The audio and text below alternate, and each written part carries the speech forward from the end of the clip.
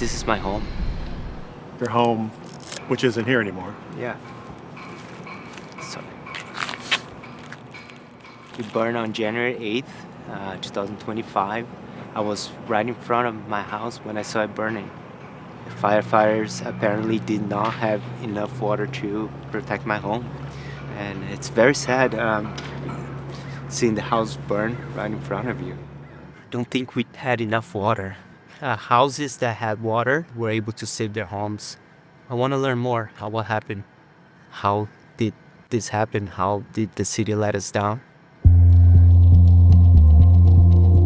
One expert put it to me, these systems are built to deliver drinking water. They are not built to battle large wildfires. I've been reporting on the water problems that happened during the January wildfires when people encountered a lack of water from fire hydrants, and that made it tougher to fight the fires. We were hearing about a number of cases where fire hydrants lost pressure and ran dry, and the firefighters were left without enough water to fight the fires. At the same time, a major reservoir was offline for maintenance, and it had been a number of months. There's a lot of frustration in the community, and I've heard from people who say they feel really let down and they don't understand how more preparations weren't made to have water ready, especially when it was such dangerous fire conditions. The pump was broken on our street. It was broken for months. No one fixed it. The reservoir, which is really close to us, was empty. It still is empty. How could you say you're fixing something and it's still empty? There's still homes in the Highlands, still homes in the area. You still need to get that filled up. Saying that you need it to be drinking water is just beyond me. Like, it's not that hard.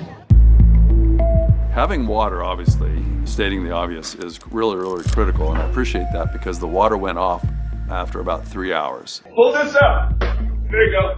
I tried to save several houses around here with a bucket and a shovel and rake and anything I could do. And not having water doesn't work nearly as well. I wiped out boots and broke a few shovels just being in my ambition to put out fires. And it worked. It did a little bit better than nothing, but water's key. The fire department hasn't shown up. I think we saved the house, though. For sure.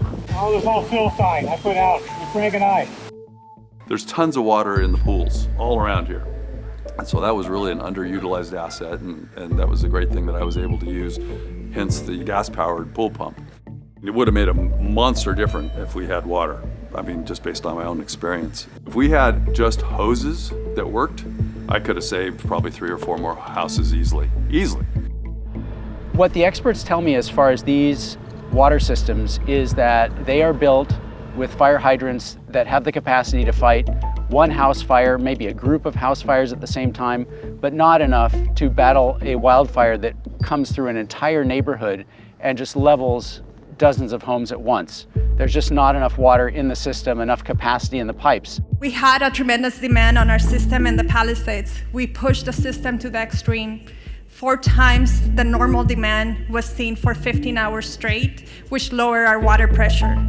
If there's a message you take away from me today, is I need our customers to really conserve water, not just in the Palisade area, but the whole system, because the fire department needs the water to fight the fires, and we're fighting a wildfire with urban water systems, and that is really challenging. I've been talking with various experts about what are some of the ideas for water systems that could prevent these types of problems, or at least provide more water when it's needed at these critical times.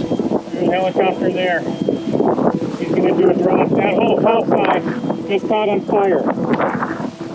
I've heard the fire department and the city just say the water infrastructure is not built for that kind of fire. I mean, that's a devastating once in 60 years, once in 100 years fire. So let's just say that's the case. Then we're left to what we can do ourselves to help ourselves. This area, the infrastructure just can't be adequate to put out 60 houses that are on fire at the same time. It's up to individuals and the resources we all have and preparation.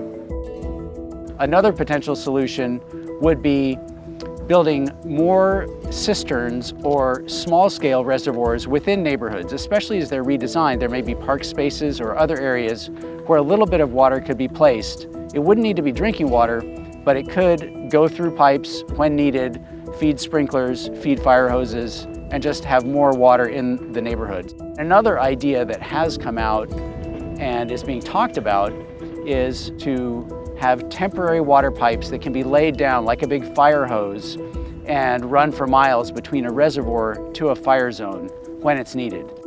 What you have here is a 1,600-gallon tank feeding into an intelligent pump system with a manually and also automatically operated sprinkler up there at the top. Industry is responding, and they're responding with things such as water cannons and water curtains and fire doors and whatever widget, and these are good products, but they don't replace the basics. The most successful way to fight a fire is to prevent it in the first place. Now, these products that are out there are designed to fight the fire, and they're very effective, but something can go wrong with them, right? If we eliminate the fire, we eliminate the threat. Why go to war if you don't have to? I do hope that we're prepared for the unimaginable. It's something that we could never imagine, and I do hope in future generations we're more prepared and know that natural disasters happen, and we do need to be prepared for it. We do hope to be back soon. This is our home, this is where we live, and we hope to be back soon.